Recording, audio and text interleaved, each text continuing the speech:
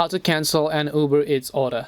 Hi everyone, welcome back to our channel, The Solution Guy. In today's video, I'm simply going to be guiding you on how you can cancel your Uber Eats order that you've made. So you want to make sure to simply watch the video till the end. Now there are some criteria to canceling an order. If the order has already been prepared, then of course there are some type of cancellation fees. But if not, then you can go ahead and simply cancel it without any charges.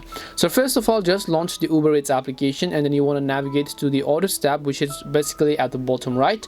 And then once you go to the option called orders, on the next specific page you'll be able to see all of your orders, right?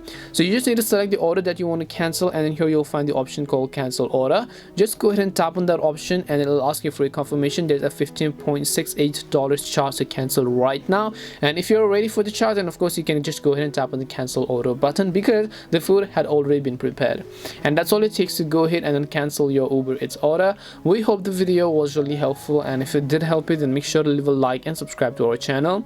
If you've got any more questions, feel free to leave them down, and thank you very much for watching, and see you in the next video.